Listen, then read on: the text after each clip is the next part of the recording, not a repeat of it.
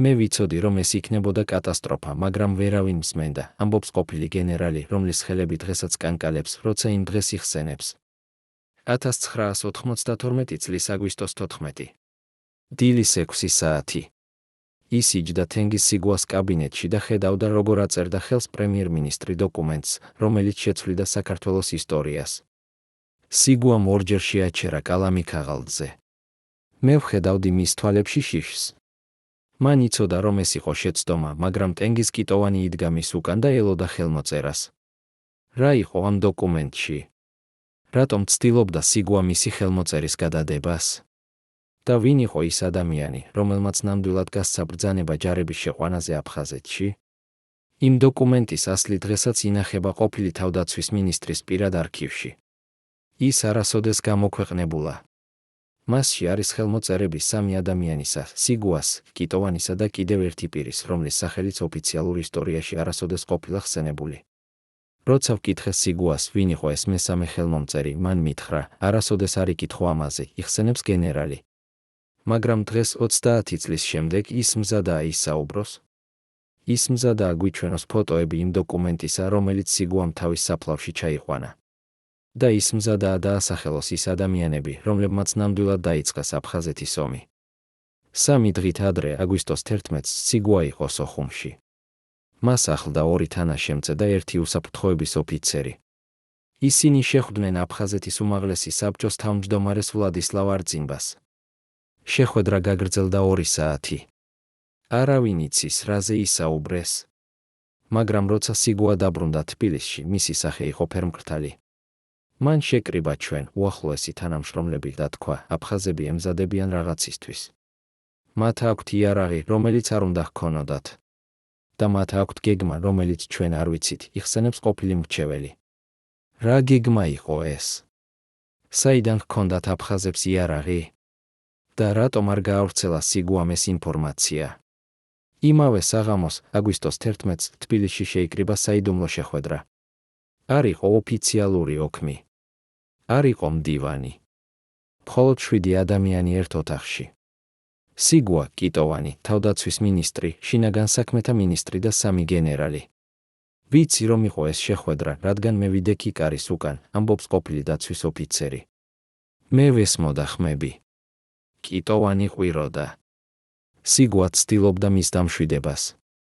ერთ-ერთი გენერალი თქვა, თუ ჩვენ შევიდოდით ახლა, ეს იქნება ომი. და მაშინ სიგუამ თქვა რაღაც, რაც მე არასოდეს დამავიწყდება, ომი უკვე დაიწყო, ჩვენ უბრალოდ ჯერ არ ვიცით. რას გულისხმობდა სიგუა? რა ინფორმაცია ჰქონდა მას, რაც სხვებს არ ჰქონდათ? აგვისტოს 12-ს ღამის 2 საათზე სიგუას დარეკეს. ზარი იყო სოხუმიდან. ვიღაც აფხაზმა ფუნქციონერმა აცნობა, რომ ქალაქში იკრიბებიან შეიარაღებული ჯგუფები. სიგუამ დაუყოვნებლივ დარეკა კიტოვანს. მან უთხრა, ჩვენ უნდა გავაგზავნოთ დაკვირვების ჯგუფი. არა ჯარი, მხოლოდ დაკვირვება. მაგრამ კიტოვანმა უთხრა, ძალიან გვიანია დაკვირვებისთვის, იხსენებს ყოფილი თანაშემწე.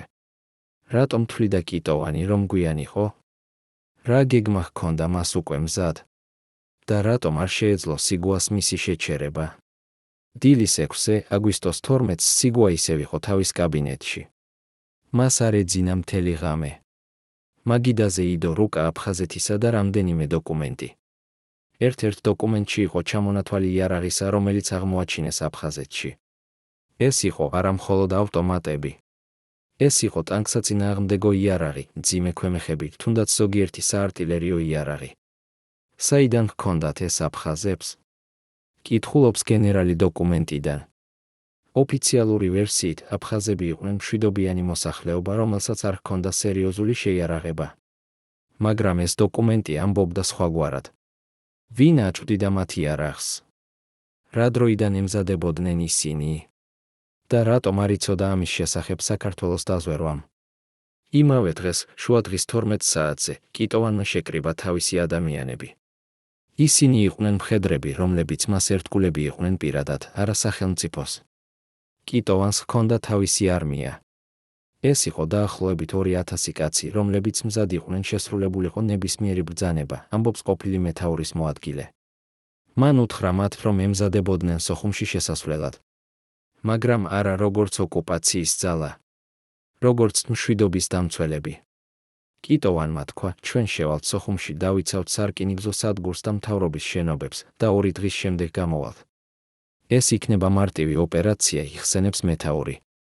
მაგრამ რატომ სჯეროდა კიტოვანს, რომ ეს იქნებოდა მარტივი? რა ინფორმაცია ჰქონდა მას აფხაზების რეაქციის შესახებ? საღამოს 6 საათზე, აგვისტოს 12-ს, სიგუა ისევ შეხვდა კიტოვანს. ამჯერად იყო დამსწრე თავდაცვის მინისტრიც. სიგუა ცდილობდა დაერწმუნებინა კიტოვანი, რომ ჯარების შეყვანა იყო შეცდომა. მან თქვა, თუ ჩვენ შევალთ სოხუმში, რუსეთი გამოიყენებს ამას როგორც საბაბს ჩარევისთვის. მაგრამ კიტოვანმა უპასუხა, რუსეთი უკვე ჩარეულია. ისინი აწვდიან იარაღს აფხაზებს, იხსენებს თანამდებობის პირი. ჰქონდა თუ არა კიტოვანს მტკიცებულება რუსეთის ჩართულობის შესახებ. თუ ეს იყო მხოლოდ ვარაუდი? და რატომ არ მოითხოვა სიგუამ ამ მტკიცებულებების წარდგენა? ღამის 10 საათზე მოხდა რაღაც, რაც შეცვალა ყველაფერი. სიგუას დარეკეს უშიშროების სამსახურიდან. მას უთხრეს, რომ სოხუმში მოხდა შეტაკება ქართველ და აფხაზ ახალგაზრდებს შორის. იყო დაჭრილები. ეს იყო ის მომენტი, როცა სიგუამ გაიგო, რომ დრო ამოიწურა, ამბობს მრჩეველი. მან დაუყოვნებლივ შეკრიბა საგანგებო სხდომა. იყო შუაღამე. ოთახში იყო 6 ადამიანი. კიტოვანი მოითხოვდა დაუყოვნებელ ჩარევას. თავდაცვის მინისტრი ამბობდა, რომ ჯარი არ იყო მზად. შინაგან საქმეთა მინისტრი ფიქრობდა, რომ შეეძლოთ სიტუაციის კონტროლი პოლიციით. და სიგუა იჯდა და ფიქრობდა. მე ვხედავდი, როგორ ებრძოდა ის თავის თავს. მან იცოდა, რომ ნებისმიერი გადაწყვეტილება იქნებოდა შეცდომა, იხსენებს თანამდებობის პირი. აგვისტოს 13-ს, დილის 2 საათზე, სიგუამ მიიღო გადაწყვეტილება.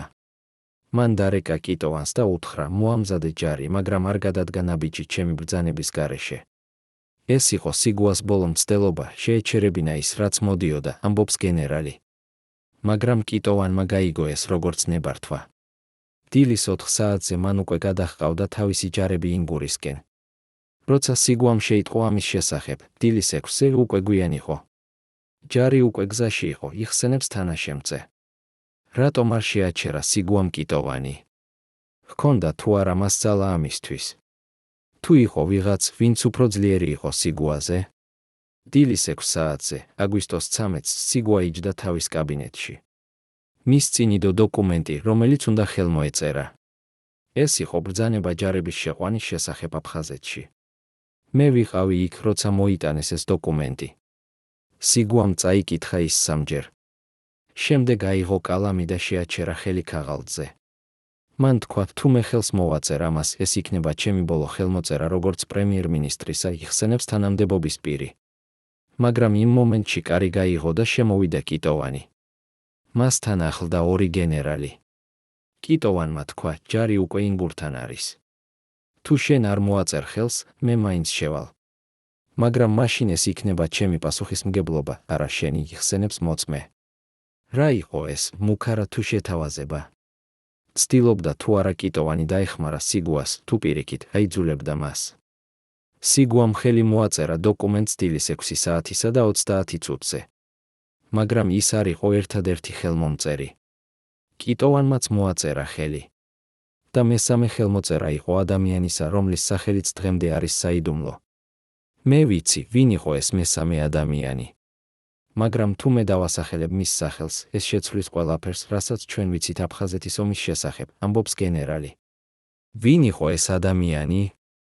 რატომ იყო მისი ხელმოწერა საჭირო? და რატომ წაიშალა მისი სახელი ყველა ოფიციალური დოკუმენტიდან?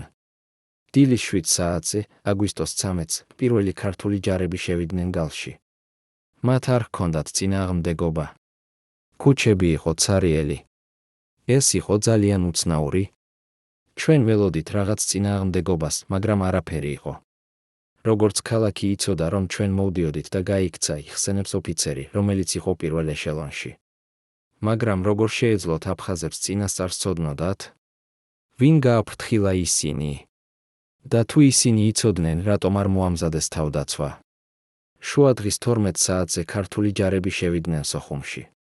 ისინი დაიკავეს სარკინიგზო სადგური, მთავრობის შენობა და რამდენიმე სტრატეგიული პუნქტი. კიტოვანი თვითონ იყო პირველ ტანკში.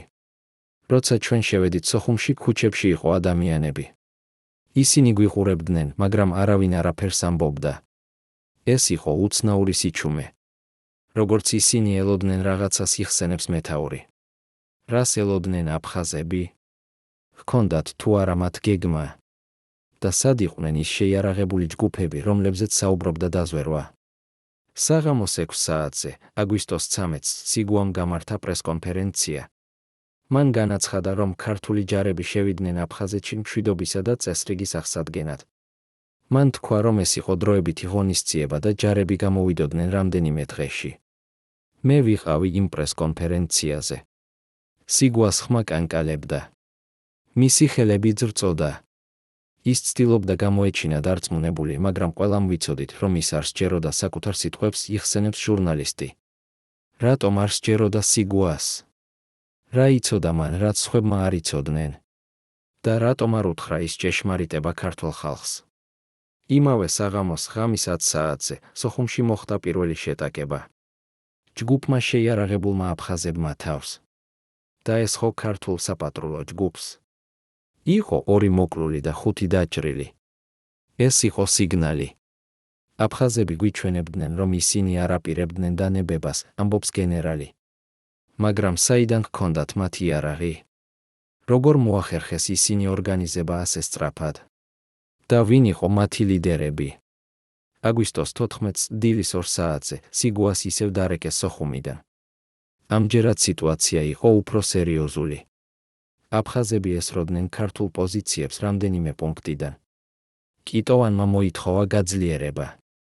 მან თქვა, ჩვენ გვჭირდება მეტი ჯარი და მძიმე იარაღი. მაგრამ სიგუამ უთხრა, არა, ჩვენ უნდა დავიწყოთ მოლაპარაკებები იხსენებს თანამდებობის პირი. ეს იყო პირველი ღია კონფლიქტი სიგუასა და კიტოვანს შორის. კიტოვანმა თქვა, თუ ჩვენ არ გავაძლიერებთ ახლა, ჩვენ წავაგებთ. სიგუამ უპასუხა, თუ ჩვენ გავაძლიერებთ, ეს იქნება ომი. და კიტოვანმა თქვა, ომი უკვე დაიწყო, იხსენებს მოწმე. ვინ იყო მართალი? შეეძლო თუ არა სიგუას შეეჩერებინა ომი იმ მომენტში? თუ უკვე გვიან იყო? დილის 6 საათზე, აგვისტოს 14-ს, სიგუა მარტო იჯდა თავის კაბინეტში. მაგიდაზე იდო ის დოკუმენტი, რომელსაც მან ხელი მოაწერა 1 დღის წინ. მე შევედი იმ დროს კაბინეტში. სიგუა უყურებდა დოკუმენტს და ტიროდა. მან მითხრა, მე ვიცოდი, რომ ეს მოხდებოდა. მე ვიცოდი, მაგრამ ვერ შევაჩერე, იხსენებს თანაშემწე. რატომ ვერ შეაჩერა სიგუამ? ვინ იყო ის ძალა, რომელიც უფრო ძლიერი იყო პრემიერ-მინისტრზე? და რატომ არ გადადგა სიგუამ გადადგომის გზა, თუ ის არ ეთანხმებოდა ამ გადაწყვეტილებას? იმავე დღეს, შუადღის 2 საათზე, სოხუმში მოხდა რაღაც, რაც შეცვალა ყველაფერი. ჯგუფმა აფხაზებმა დაიკავა მთავრობის შენობა და აიყვანა მძევლად რამდენიმე ქართველი ოფიციალური პირი. ეს იყო კოორდინირებული თავდასხმა. ისინი იცოდნენ ზუსტად, სად იყო ჩვენი სუსტი პუნქტები. ისინი იცოდნენ, როდის შეიცვლებოდა ჩვენი გვარდია. ეს არ იყო სპონტანური მოქმედება, ამბობს გენერალი. ვინ აწვდიდა აფხაზებს ამ ინფორმაციას? იყო თუ არა ვიღაც ქართველი, რომელიც ეხმარებოდა მათ? და რატომ არ იცოდა ამის შესახებ ქართულმა დაზვერვამ? საღამოს 6 საათზე კიტოვანმა გადაწყვიტა კონტრშეტევა. მან გამოიყენა ტანკები და მძიმე არტილერია. ეს იყო მომენტი, როცა ყველაფერი გავიდა კონტროლიდან. ჩვენ აღარ ვიყავით მშვიდობის დამცველები. ჩვენ ვიყავით ომში, იხსენებს ოფიცერი. მაგრამ ვინ გასცა ბრძანება მძიმე იარაღის გამოყენებაზე? იყო თუ არა ეს სიგუას გადაწყვეტილება? თუ კიტოვანმა მოიქცა დამოუკიდებლად. ღამის 10 საათზე, აგვისტოს 14-ს, სიგუა ისევ შეხვდა კიტოვანს. ამჯერად შეხვედრა იყო ძალიან მოკლე. კიტოვანმა თქვა, ჩვენ ვიგებთ. სიგუამ უპასუხა, არა, ჩვენ ვკარგავთ. კიტოვანმა თქვა, მაშინ მომეცი მეტი ჯარი. სიგუამ თქვა, არა. და კიტოვანმა თქვა, მაშინ მე გავაკეთებ ეს ჩემი ძალებით, იხსენებს თანამდებობის პირი. ეს იყო ბოლო საუბარი მათ შორის, როგორც მოკავშირეებს შორის. მას შემდეგ ისინი გახდნენ მტრები. მაგრამ ვინ იყო მართალი? სიგუა, რომელიც ცდილობდა ომის შეჩერებას? თუ კიტოვანი, რომელიც ფიქრობდა, რომ გამარჯვება იყო შესაძლებელი? აგვისტოს 15-ს, დილის 6 საათზე, სიგუამ მიიღო ზარი რუსეთის ელჩისგან. საუბარი გაგრძელდა 10 წუთი. როცა სიგუამ დაასრულა საუბარი, მისი სახე იყო თეთრი როგორც ქაღალდი. მან თქვა, რუსეთი აპირებს ჩარევას. ისინი ამბობენ, რომ ისინი იცავენ აფხაზებს იხსენებს თანაშემწე. ეს იყო მომენტი, როცა სიგუამ გაიგო, რომ ომი იყო წაგებული. მან დაუყოვნებლივ დარეკა კიტოვანს და უთხრა, გამოიყვანე ჯარი. მაგრამ კიტოვანმა უთხრა, ძალიან გვიანია. თუ ჩვენ გამოვალთ ახლა, ეს იქნება დამარცხება იხსენებს მოწმე. რატომ არ დაემორჩილა კიტოვანი პრემიერ-მინისტრს? ვინ აძლევდა მას უფლებას, არ შეესრულებინა ბრძანება? და რატომ არ გაათავისუფლა სიგუამ კიტოვანი იმ მომენტში? დილის 10 საათზე, აგვისტოს 15-ს, თბილისში შეიკრიბა საგანგებო სხდომა. ოთახში იყო 12 ადამიანი, მაგრამ მხოლოდ 2 მათგანი საუბრობდა, სიგუა და კიტოვანი. ეს იყო არა სხდომა, ეს იყო ბრძოლა. კიტოვანი ყვიროდა, რომ სიგუა ღალატობდა ქართულ ჯარისკაცებს. სიგუა ამბობდა, რომ კიტოვანი კლავდა მათ თავისი სიამაყის გამო, იხსენებს გენერალი, რომელიც იჯდა იმ მაგიდასთან. მაგრამ იყო კიდევ ერთი ადამიანი, რომელიც არაფერს ამბობდა. ის იჯდა კუთხეში და აკვირდებოდა. ეს იყო ის მესამე ხელმომწერი. ის იყო იქ, მაგრამ არავინ არ მიმართავდა მას. როგორც ის იყო მოჩვენება, ამბობს თანამდებობის პირი. ვინ იყო ეს ადამიანი? რატომ იყო ის იქ? და რატომ არავინ არ საუბრობდა მასზე? შუადღის 2 საათზე სიგუამ მიიღო გადაწყვეტილება, რომელიც შეცვლიდა მის ბედს. მან განაცხადა, რომ ისტოვებდა პრემიერ-მინისტრის თანამდებობას. მე ვიყავი იქ, როცა მან ეს განაცხადა. ოთახში იყო სრული სიჩუმე. შემდეგ კიტოვანმა თქვა, შენ არ შეგიძლია წახვიდე ახლა. ჩვენ გვჭირდება შენ. მაგრამ სიგუამ უპასუხა, არა, თქვენ გჭირდებათ ვიღაც, ვინც ხელს მოაწერს თქვენს დოკუმენტებს. მე აღარ ვარ ის ადამიანი, იხსენებს მრჩეველი. მაგრამ სიგუა არ წავიდა. რატომ? ვინ დაარწმუნა ის დარჩენაში? და რა დაპირდა მას სანაცვლოდ? საღამოს 6 საათზე, აგვისტოს 15-ს, სოხუმში მოხდა რაღაც, რაც შეცვალა ომის მიმართულება. რუსული ვერტმფრენები გამოჩნდნენ ქალაქის ზემოთ. ისინი არ ესროდნენ, მხოლოდ დაფრინავდნენ დაბლა, ქართული პოზიციების თავზე. ეს იყო მესიჯი. რუსეთი გვიჩვენებდა, რომ ისინი აქ იყვნენ და მზად იყვნენ ჩარევისთვის, ამბობს ოფიცერი. მაგრამ საიდან გაფრინდნენ ეს ვერტმფრენები? იყო თუ არა ისინი რუსული სამხედრო ბაზიდან გუდაუთაში? და რატომ არ გააპროტესტა საქართველოს ღია ჩარევა? იმავე საღამოს ღამის 10 საათზე სიგუა მარტო იჯდა თავის კაბინეტში. მის წინ იდო ტელეფონი და ის ელოდა ზარს. მე ვიცი, ვისგან ელოდა ის ზარს. ეს იყო ადამიანი მოსკოვიდან. ადამიანი, რომელსაც შეეძლო შეეჩერებინა რუსული ჩარევა, ამბობს ყოფილი თანაშემწე. მაგრამ ზარი არ მოვიდა. სიგუა იჯდა იქ 5 საათი. ის უყურებდა ტელეფონს და ელოდა. დილის 3 საათზე მან საბოლოოდ გაიგო, არავინ არ დაეხმარებოდა მას, იხსენებს მოწმე. ვინ იყო ის ადამიანი მოსკოვში? რა ურთიერთობა ჰქონდა მას სიგუასთან? და რატომ არ დაურეკა მან?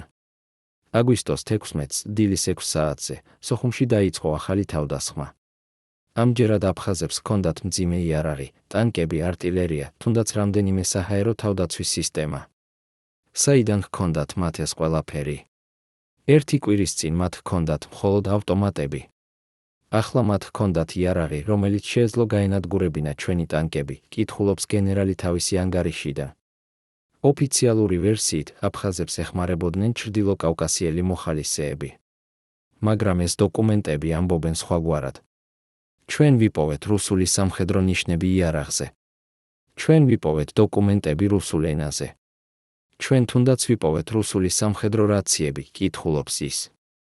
რატომ არ გამოაქვეყნა საქართველოს მტკიცებულებები? ვინ აჩერებდა მათ? და რა იყო ის, რასაც რუსეთს შეეძლო გამოეშანტაჟებინა საქართველო? შუადღის 12 საათზე კიტოვანმა მოითხოვა გაძლიერება. მას სჭირდებოდა კიდევ 2000 ჯარისკაცი და მძიმე იარაღი. სიგუამ უთხრა, არა. ჩვენ არ გვაქვს მეტი ჯარი. მაგრამ კიტოვანმა უპასუხა, მაშინ მე ავიყვან მოხალისეები. და სიგუამ თქვა, თუ შენ ავიყვან მოხალისეებს, ეს იქნება ბოლო, რაც შენ აკეთებ როგორც სამხედრო მეთაურმა, იხსენებს თანამდებობის პირი. ეს იყო ღია მუქარა. მაგრამ კიტოვანი არ შეჩერდა. იმავე საღამოს მან დაიწყო მოხალისეების მობილიზაცია. ეს იყო არა ჯარი. ეს იყო ჯგუფი ახალგაზრდებისა, რომლებსაც არ ჰქონდათ სამხედრო მომზადება. კიტოვანი აგზავნიდა მათ სიკვდილში, ამბობს გენერალი. რატომ აკეთებდა კიტოვანი ამას? რას ელოდა ის? თუ იყო ვიღაც, ვინც დაპირდა მას დახმარებას. საღამოს 6 საათზე, აგვისტოს 16-ს სიგუამ მიიღო ზარი უცნობი ნომრიდან. ხმა იყო ქართული, მაგრამ აქცენტით. ადამიანმა უთხრა მას, თუ თქვენ არ გამოიყვანთ ჯარს 48 საათში რუსეთი შემოვა ოფიციალურად. და მაშინ თქვენ დაკარგავთ არა მხოლოდ აფხაზეთს, არამედ მთელ საქართველოს, იხსენებს თანაშემწე, რომელმაც მოისმინა საუბარი. ვინ იყო ეს ადამიანი? როგორ იცოდა მან რუსეთის გეგმები? და რატომ აფრთხილებდა ის სიგუას? ღამის 10 საათზე სიგუა ისევ შეხვდა კიტოვანს. ამჯერად შეხვედრა გაგრძელდა 5 საათი. ისინი ჩხუბობდნენ, შემდეგ ისინი საუბრობდნენ ჩუმად, შემდეგ ისევ ჩხუბობდნენ. მე ვიდექი კარის უკან და ვესმოდა ყველაფერი, ამბობს დაცვის ოფიცერი. ერთ მომენტში სიგუამ თქვა, ტენგიზ, ჩვენ წავაგეთ. კიტოვანმა უპასუხა, არა, ჩვენ ჯერ არ წავაგეთ. სიგუამ თქვა, რუსეთი შემოვა. კიტოვანმა თქვა, მაშინ ჩვენ ვებრძოლებით რუსეთს. სიგუამ თქვა, ჩვენ ვერ გავიმარჯვებთ რუსეთზე. და კიტოვანმა თქვა, მაშინ ჩვენ მოვკვდებით, მაგრამ ღირსეულად იხსენებს მოწმე. ეს იყო ორი განსხვავებული ხედვა საქართველოს მომავლის შესახებ. სიგუა ფიქრობდა პრაგმატულად, როგორ გადაერჩინა ქვეყანა. კიტოვანი ფიქრობდა იდეალისტურად, როგორ შეენარჩუნებინა ღირსება. მაგრამ ვინ იყო მართალი? აგვისტოს 17-ს, დილის 2 საათზე, სიგუამ მიიღო საბოლოო გადაწყვეტილება. მან დაწერა ბრძანება ჯარების გამოყვანის შესახებ. მე ვიყავი იქ, როცა მან დაწერა ეს დოკუმენტი. მისი ხელი კანკალებდა. მან დაწერა ის სამჯერ, რადგან პირველი ორი ვერსია იყო წაუკითხავი, იხსენებს თანაშემწე. მაგრამ როცა მან გაგზავნა ეს ბრძანება სოხუმში, კიტოვანმა უარი თქვა მის შესრულებაზე. კიტოვანმა უთხრა, ეს არის არა ბრძანება, ეს არის ღალატი. მე არ შევასრულებ მას, იხსენებს ოფიცერი. ეს იყო ღია დაუმორჩილებლობა. ეს იყო სამხედრო გადატრიალება. მაგრამ რატომ არ დააპატიმრა სიგუამ კიტოვანი? რატომ არ გაგზავნა სხვა გენერალი მის ჩასანაცვლებლად? დილის 6 საათზე, აგვისტოს 17-ს, თბილისში გავრცელდა ჭორები. ამბობდნენ, რომ სიგუა და კიტოვანი აღარ საუბრობდნენ ერთმანეთთან. ამბობდნენ, რომ ჯარი სოხუმში იყო ქაოსში. ამბობდნენ, რომ რუსეთი ემზადებოდა ჩარევისთვის. მე ვიყავი ქუჩაში იმ დილით. ადამიანები იყვნენ შეშინებულები. ისინი არ იცოდნენ რა ხდებოდა. მთავრობა არაფერს ამბობდა, იხსენებს ჟურნალისტი. რატომ ინახავდა სიგუა სიჩუმეს? რას ფარავდა ის? თუ იყო რაღაც, რაც უფრო საშიში იყო ვიდრე თავად ომი. შუადღის 2 საათზე სიგუამ გამართა საიდუმლო შეხვედრა უცხოელ დიპლომატთან. არავინ არ იცის, რომელი ქვეყნის წარმომადგენელი იყო ის. მე ვიცი მხოლოდ, რომ ის იყო ევროპიდან. და მე ვიცი, რომ შეხვედრის შემდეგ სიგუას სახე იყო კიდევ უფრო ფერმკრთალი, ამბობს თანაშემწე. რა უთხრა დიპლომატმა სიგუას? იყო თუ არა ეს გაფრთხილება? თუ შეთავაზება დახმარებისა? და რატომ არ გახდა ეს შეხვედრა ოფიციალური? საღამოს 6 საათზე, აგვისტოს 17-ს, სოხუმში მოხდა ტრაგედია. ქართულმა ჯარმა გახსნა ცეცხლი დემონსტრანტებზე. იყო 30 მოკლული, მათ შორის ქალები და ბავშვები. ეს იყო მომენტი, როცა ჩვენ დავკარგეთ ყველა მორალური უპირატესობა. ჩვენ აღარ ვიყავით მშვიდობის დამცველები. ჩვენ გავხდით ოკუპანტები, ამბობს ოფიცერი, რომელიც იყო იქ. მაგრამ ვინ გასცა ბრძანება ცეცხლის გახსნაზე? იყო თუ არა ეს კიტოვანის გადაწყვეტილება? თუ ვიღაც სხვა მისცა ეს ბრძანება? და რატომ არ ჩატარდა გამოძიება ამ ინციდენტის შესახებ? ღამის 10 საათზე სიგუამ მიიღო ზარი კიტოვანისგან. საუბარი გაგრძელდა 2 წუთი. კიტოვანმა უთხრა მას, დღეს მოხდა რაღაც საშინელი. სიგუამ უპასუხა, მე ვიცი. კიტოვანმა თქვა, ეს არ იყო ჩემი ბრძანება. სიგუამ თქვა, მაშინ ვისი იყო? და კიტოვანმა დაასრულა საუბარი, იხსენებს თანამდებობის პირი. ვინ გასცა ბრძანება ცეცხლის გახსნაზე? იყო თუ არა ეს ის მესამე ხელმომწერი? ის ადამიანი, რომლის სახელიც არავინ არ ახსენებს, აგვისტოს 18-ს დილის 6 საათზე სიგვა იჯდა თავის კაბინეტში და უყურებდა ტელევიზორს. რუსული არხები აჩვენებდნენ კადრებს სოხუმიდან, მოკლული ადამიანები, დამწვარი შენობები, მტირალი ქალები. ეს იყო რუსული პროპაგანდა. ისინი აჩვენებდნენ მხოლოდ ერთ მხარეს. მაგრამ სიგუამ იცოდა, რომ ეს იყო საკმარისი. რუსეთს ჰქონდა საბაბი ჩარევისთვის, ამბობს მრჩეველი. იმავე დღეს, შუადღის 2 საათზე, რუსეთის საგარეო საქმეთა სამინისტრომ გამოაქვეყნა განცხადება. ისინი ამბობდნენ, რომ საქართველო ახორციელებდა გენოციდს აფხაზების წინააღმდეგ. ისინი ამბობდნენ, რომ რუსეთი იყო ვალდებული დაეცვა თავისი მოქალაქეები. ეს იყო ის, რასაც სიგვა ელოდა. ეს იყო დასაწყისი რუსული ჩარევისა, იხსენებს გენერალი. საღამოს 6 საათზე, აგვისტოს 18-ს სიგვამ შეკრიბა საგანგებო სხდომა. ამჯერად კიტოვანი არ იყო იქ. სიგვამ თქვა, ჩვენ გვაქვს 48 საათი ჯარების გამოსაყვანად. თუ ჩვენ არ გამოვიყვანთ, რუსეთი შემოვა. და მაშინ ჩვენ დავკარგავთ ყველაფერს, იხსენებს თანამდებობის პირი. მაგრამ ერთ-ერთმა გენერალმა დაუსვა კითხვა, სად იყო კიტოვანი? რატომ არ იყო ის იმ სხდომაზე? სიგუამ უპასუხა, კიტოვანი აღარ იღებს ჩემს ზარებს. ის აღარ ემორჩილება ჩემს ბრძანებებს. ის აღარ არის ჩემი გენერალი, იხსენებს მოწმე. ეს იყო ოფიციალური განცხადება, რომ კიტოვანი იყო აჯანყებაში. მაგრამ რატომ არ დააპატიმრა სიგუამ მას? რატომ არ გაგზავნა ჯარი მისი დასაპატიმრებლად? ღამის 10 საათზე სიგვა მარტო იჯდა თავის კაბინეტში. მის წინ იდო 3 დოკუმენტი. პირველი იყო ბრძანება ჯარების გამოყვანის შესახებ. მეორე იყო ბრძანება კიტოვანის დაპატიმრების შესახებ. მესამე იყო მისი გადადგომის განცხადება. მე შევედი იმ დროს კაბინეტში. სიგვა უყურებდა ამ 3 დოკუმენტს და არ იცოდა, რომელს ხელი მოეწერა, იხსენებს თანაშემწე. მე ვკითხე მას, რას აკეთებ? მან უპასუხა, მე ვცდილობ გადავარჩინო საქართველო. მე ვკითხე, როგორ? და მან თქვა, მე არ ვიცი, იხსენებს ის. რომელ დოკუმენტს მოაწერა ხელს სიგვამ იმ ღამეს? და რატომ არ გახდა ეს დოკუმენტი ოფიციალური? აგვისტოს 19-ს დილის 2 საათზე სოხუმში მოხდა რაღაც, რაც შეცვალა ყველაფერი. ჯგუფმა ქართველმა ოფიცერმა გადაწყვიტა დატოვება თავიანთი პოზიციები. ისინი არ ელოდნენ ბრძანებას. ისინი უბრალოდ წავიდნენ. ეს იყო დასაწყისი პანიკისა. როცა სხვა ჯარისკაცებმა დაინახეს, რომ ოფიცრები მიდიოდნენ, ისინიც დაიწყეს წასვლა, ამბობს გენერალი. დილის 6 საათისთვის უკვე 2000 ქართველი ჯარისკაცი ტოვებდა სოხუმს. ეს იყო არა გამოყვანა.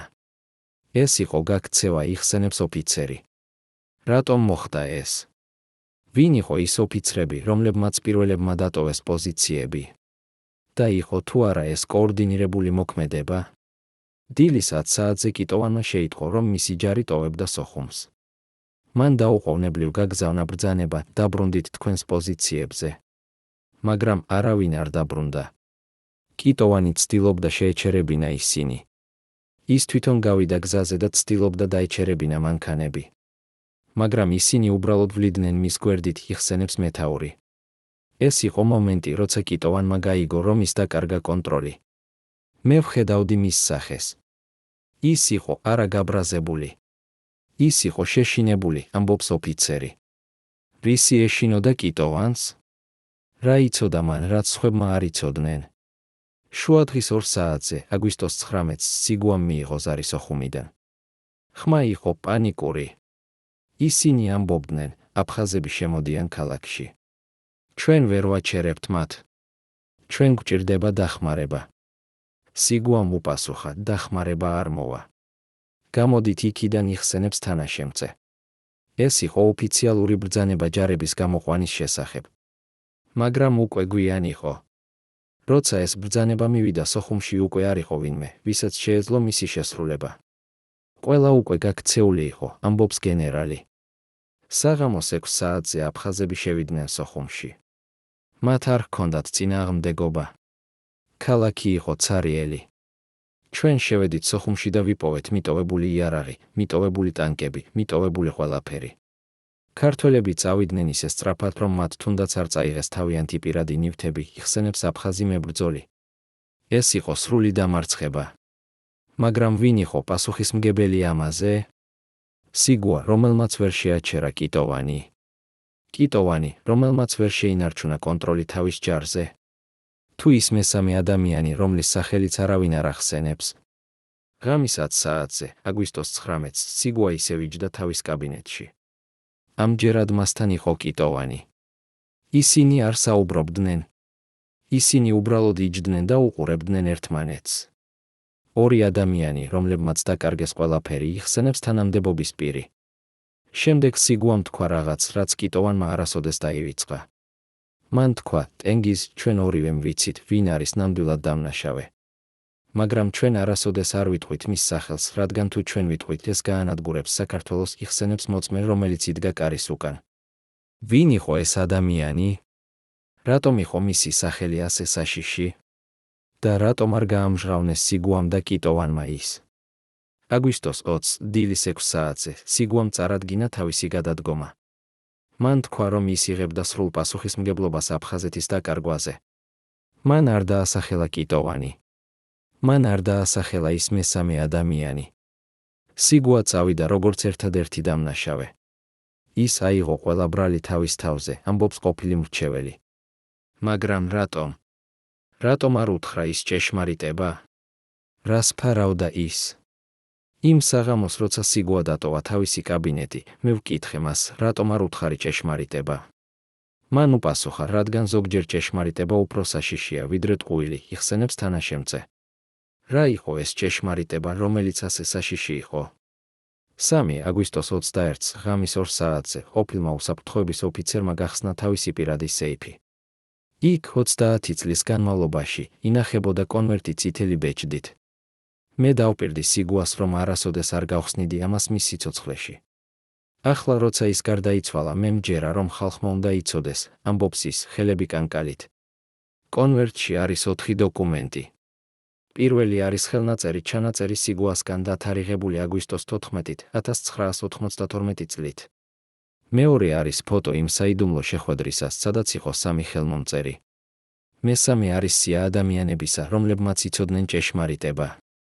მეოთხე არის სახელი, ის სახელი, რომელიც სიგუამ საფლავში ჩაიყვანა. ვინ არის ეს ადამიანი? რატომ ეშინოდა სიგუას მისი გამჟღავნება? და რა მოხდება, როცა საქართველოს შეიტყობს ამ სახელს? ხელნაწერ ჩანაწერში სიგუა წერს, დღეს მე ხელი მოვაწერე დოკუმენტს, რომელიც შეცვლის საქართველოს ისტორიას. მაგრამ ის, რაც ხალხმა არ იცის, ეს არ იყო ჩემი გადაწყვეტილება. ეს არ იყო თუნდაც კიტოვანის გადაწყვეტილება. ჩვენ ორივე ვიყავით მარიონეტები ადამიანის ხელში, რომლის სახელსაც მე ვერასოდეს ვიტყვი. ეს ადამიანი მოვიდა ჩემთან აგვისტოს 12-ს და თქვა, თუ შენ არ შეიყვან ჯარს აფხაზეთში, მოხდება რაღაც უარესი. მე ვკითხე, რა შეიძლება იყოს უარესი ომზე? და მან მიპასუხა, სრული დაკარგვა საქართველოსი. ვინ იყო ეს ადამიანი, რომელსაც შეეძლო ემუქრა პრემიერ-მინისტრს? რა ძალა ჰქონდა მას? და რატომ სჯეროდა სიგუას, რომ ის შეეძლო განეხორციელებინა თავისი მუქარა? ფოტოზე, რომელიც გადაღებულია საიდუმლო კამერით, ჩანს 3 ადამიანი მაგიდასთან. სიგუა, კიტოვანი და მესამე ადამიანი, რომლის სახე ნაწილობრივ დაფარულია ჩრდილით. ეს ფოტო გადაიღო უსაფრთხოების სამსახურის ოფიცერმა, რომელიც იდგა დამალულ პოზიციაზე. მან არ იცოდა, რომ ის ფოტოგრაფირებდა ისტორიულ მომენტს, ამბობს ყოფილი ოფიცერი. მაგრამ როცა ის ცდილობს გაადიდოს ფოტო, რათა დაინახოს მესამე ადამიანის სახე, ხდება რაღაც უცნაური. ყოველ ჯერზე, როცა მე ვცდილობ გავაკეთო ეს, კომპიუტერი იშლება. როგორც ვიღაც არ სურს, რომ ეს სახე გახდეს. ხილული, იხსენებს ის. ტექნიკური პრობლემაა ეს. თუ რაღაც უფრო საშიში. სიაში, რომელიც სიგუამ შეადგინა, არის 12 სახელი. ზოგიერთი მათგანი უკვე გარდაცვლილია. ზოგიერთი ცხოვრობს საზღვარგარეთ. ზოგიერთი დღესაც არის საქართველოში მაღალ თანამდებობებზე. ეს არის ადამიანები, რომლებმაც იცოდნენ ჭეშმარიტება აფხაზეთის ომის დაწყების შესახებ. სიგუა წერს, თუ რამე მოხდება ჩემთან, ეს ადამიანები უნდა ისაუბრონ. მაგრამ არც ერთმა მათგანმა არ ისაუბრა, კითხულობს ოფიცერი. რატომ? რისი ეშინოდათ მათ? ვინ აჩუმებდა მათ 30 წლის განმავლობაში? ბოლო დოკუმენტი არის ერთი ფურცელი ქაღალდი. მასზე დაწერილია ერთი სახელი. როცა მე პირველად წავიკითხე ეს სახელი ვერ დავიჯერე. ეს იყო ადამიანი, რომელსაც ყველა ენდობოდა. ადამიანი, რომელიც ითვლებოდა ეროვნულ გმირად. ადამიანი, რომლის ძეგლი დღესაც დგას თბილისში, ამბობს ოფიცერი, მაგრამ ის არ ასახელებს სახელს. მე არ შემიძლია დავასახელო ეს სახელი ახლა. არა იმიტომ, რომ მე შინია. არამედ იმიტომ, რომ ჯერ უნდა გამოვაქვეყნო სხვა მტკიცებულებები. ხალხმა უნდა იცოდეს მთელი ისტორია, არა მხოლოდ სახელი, ამბობს ის. მაგრამ რატომ არის ეს სახელი ასე საშიში? რა გააკეთა ამ ადამიანმა? და როგორ შეძლო მან ასე დიდი ხნის განმავლობაში დაემალა? აგვისტოს 22-ს 1992 წელს კიტოვანი დაბრუნდა თბილისში. მისი სახე იყო შავი მტვრისგან, მისი თვალები იყო წითელი ძილის არარსებობისგან. მე ვხედავდი მას, როცა ის გადმოვიდა მანქანიდან. ის იყო არა ის კიტოვანი, რომელიც წავიდა სოხუმში. ეს იყო გატეხილი ადამიანი, იხსენებს მისი მძღოლი. კიტოვანი პირდაპირ წავიდა სიგუას ყოფილ კაბინეტში. მაგრამ სიგუა აღარ იყო იქ. მან იპოვა ცარიელი ოთახი. მაგიდაზე იდო ერთი კონვერტი მისი სახელით. კიტოვანმა გახსნა ის და წაიკითხა. შემდეგ ის იჯდა იქ 2 საათი და არაფერს არ ამბობდა, იხსენებს დაცვის ოფიცერი. რა იყო იმ კონვერტში? რა უწერა სიგუამ კიტოვანს? და რატომ არ გაამჟღავნა კიტოვანმა ეს წერილი? იმავე დღეს საღამოს 6 საათზე კიტოვანმა გამართა პრესკონფერენცია. მან განაცხადა, რომ ის იღებდა სრულ პასუხისმგებლობას სოხუმის დაკარგვაზე. მან თქვა, რომ ის არ შეასრულა სიგუას ბრძანებები. მან თქვა, რომ ის იყო ერთადერთი დამნაშავე. მე ვიყავი იმ პრესკონფერენციაზე. კიტოვანის ხმა იყო ბრტყელი, უემოციო. როგორც ის კითხულობდა ტექსტს, რომელიც სხვამ დაუწერა, იხსენებს ჟურნალისტი. მაგრამ ერთ მომენტში, როცა ერთ-ერთმა ჟურნალისტმა ჰკითხა, ვინ ნამდვილად გასცა ბრძანება ჯარების შეყვანაზე, კიტოვანმა შეაჩერა და უყურა პირდაპირ კამერაში. მან თქვა, ზოგიერთი კითხვა უკეთესია დარჩეს უპასუხოდ. და შემდეგ ის წავიდა, იხსენებს მოწმე. რას გულისხმობდა კიტოვანი? რა იცოდა მან, რაც ვერ თქვა? სექტემბრის 2-ს 1992 წელს მოხდა რაღაც, რაზეც თითქმის არავინ არ იცის. ღამის 2 საათზე უცნობმა ადამიანმა დარეკა რამდენიმე ქართველ ჟურნალისტს. მან თქვა, რომ მას ჰქონდა დოკუმენტები აფხაზეთის ომის ნამდვილი მიზეზების შესახებ. მან დანიშნა შეხვედრა დილის 6 საათზე, ერთ-ერთ პარკში თბილისში. მე ვიყავი ერთ-ერთი ის ჟურნალისტი. მე წავედი იმ შეხვედრაზე. მაგრამ ადამიანი არ გამოჩნდა. ნაცვლად მისი, მე ვიპოვე კონვერტი ბენჩზე, იხსენებს ჟურნალისტი. კონვერტში იყო ფოტოასლები დოკუმენტებისა და ერთი ჩანაწერი, ნუ ეცდებით იპოვოთ მე. ნუ ეცდებით გამოვაქვეყნოთ ეს. თუ თქვენ გააკეთებთ, თქვენ მოკვდებით. იყო თუ არა ეს მუქარა რეალური? ვინ იყო ეს ადამიანი? და რატომ არ გამოვაქვეყნა ჟურნალისტმა ეს დოკუმენტები? იმავე დღეს, შუადღის 2 საათზე, ერთ-ერთი ის ჟურნალისტი, რომელმაც მიიღო კონვერტი, გარდაიცვალა საავტომობილო ავარიაში. ოფიციალური ვერსიით, ეს იყო უბედური შემთხვევა. მაგრამ მე ვიცი, რომ ეს არ იყო შემთხვევა. მე ვიცი, რადგან მე ვიყავი მეორე ჟურნალისტი, რომელმაც მიიღო ის კონვერტი.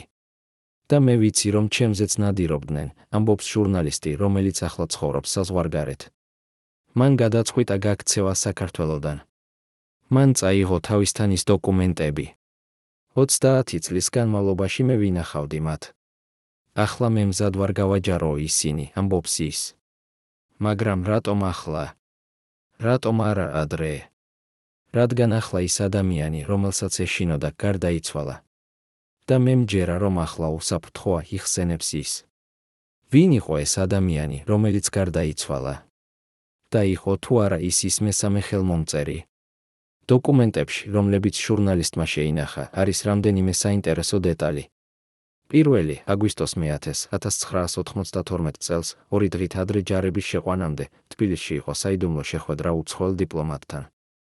არა ევროპელთან, როგორც ამბობდა სიგუას თანაშემწე, არამედ რუსეთთან. დოკუმენტში წერია, შეხვედრა გაგრძელდა 3 საათი. განიხილეს სცენარი ჯარების შეყვანისა და რუსეთის შესაძლო რეაქცია. რუსმა დიპლომატმა თქვა, თუ თქვენ შეხვალთ, ჩვენ ვალდებულები ვიქნებით უპასუხოთ, კითხულობს ჟურნალისტი. ეს ნიშნავს, რომ საქართველო მიცოდა წინასწარ, რომ რუსეთი ჩაერეოდა. მაშინ რატომ შევიდნენ ისინი მაინც?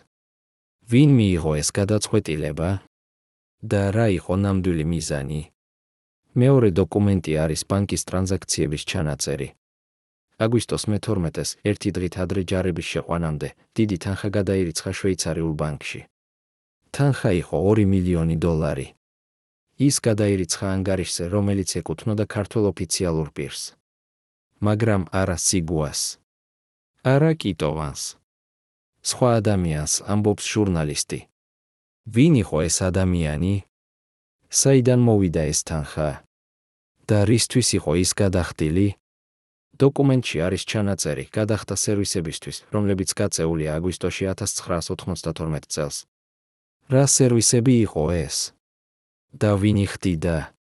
მესამე დოკუმენტი არის ჩანაწერი ტელეფონური საუბრისა.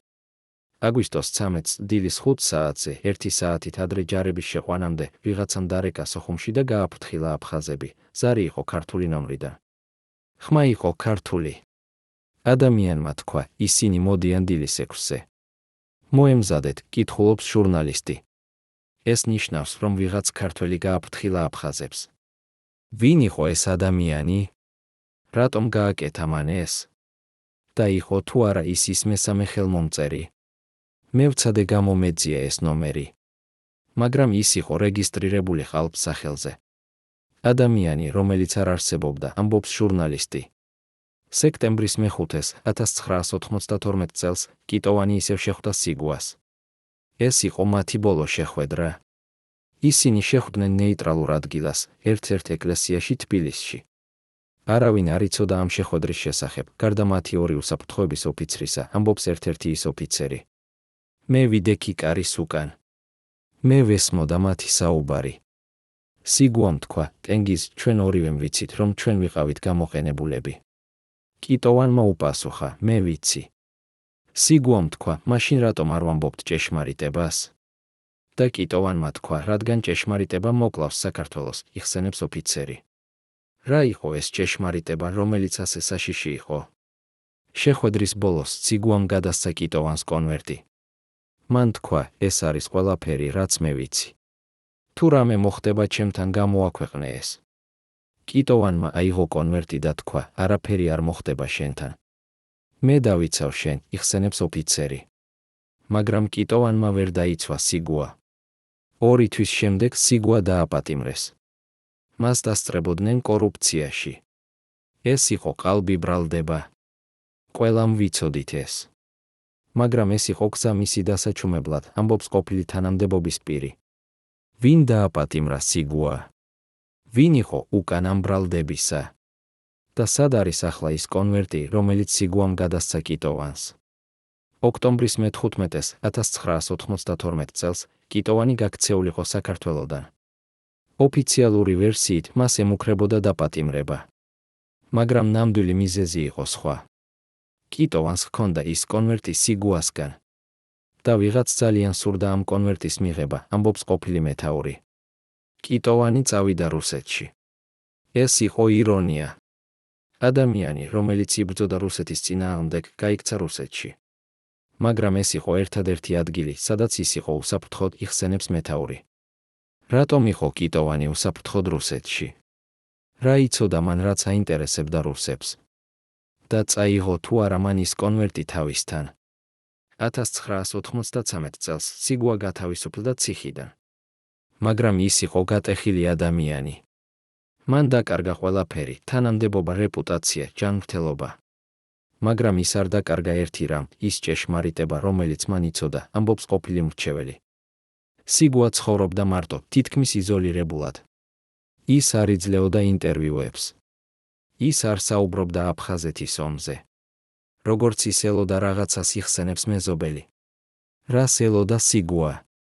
იმედოვნებდა თუ არა ის, რომ ერთ დღეს შეძლებდა ჭეშმარიტების თქმას? 2015 წელს სიგუამ დაიწყო მემუარების წერა. მან წერდა ყოველ დღე რამდენიმე საათი. ის წერდა ყველაფერს, თავის ბავშვობას, პოლიტიკურ კარიერას, აფხაზეთის ომს, ამბობს მისი ახლობელი. მაგრამ როცა სიგუა გარდაიცვალა 2017 წელს, მემუარები გაქრა. ჩვენ ვეძებდით მათ ყველგან. მაგრამ ისინი არ იყო. როგორც ვიღაცამ წაიღო ისინი სიგუას გარდაცვალების შემდეგ, იხსენებს ოჯახის წევრი. ვინ წაიღო ეს მემუარები? რა იყო მათში დაწერილი? და სად არიან ისინი ახლა? დღეს 30 წლის შემდეგ ახალი თაობა ქართველებისა იწყებს კითხვების დასმას. ვინ ნამდვილად დაიწყო აფხაზეთის ომი? რატომ შევიდა საქართველო იქ? რა იყო ნამდვილი მიზანი? ჩვენ გვასწავლიდნენ, რომ ეს იყო აფხაზების აჯანყება. მაგრამ რაც მეც ვსწავლობ, მით მეტად მესმის, რომ ეს იყო რაღაც უფრო რთული, ამბობს ახალგაზრდა ისტორიკოსი. ის იკვლევს არქივებს, ესაუბრება მოწმეებს, აგროვებს დოკუმენტებს. ვიპოვე რამდენიმე საინტერესო რამ. მაგალითად, რომ აგვისტოს მე-11-ს 3 დღით ადრე ჯარების შეყვანამდე თბილისში იყო საიდუმლო შეხვედრა რამდენიმე ქართველ პოლიტიკოს, რუს დიპლომატსა და აფხაზ წარმომადგენელს შორის, ამბობს ის. რა განიხილეს ამ შეხვედრაზე? იყო თუ არა აფხაზეთის ომი წინასწარ დაგეგმილი? და ვინ იყო ის ადამიანები, რომლებმაც დაგეგმეს ეს?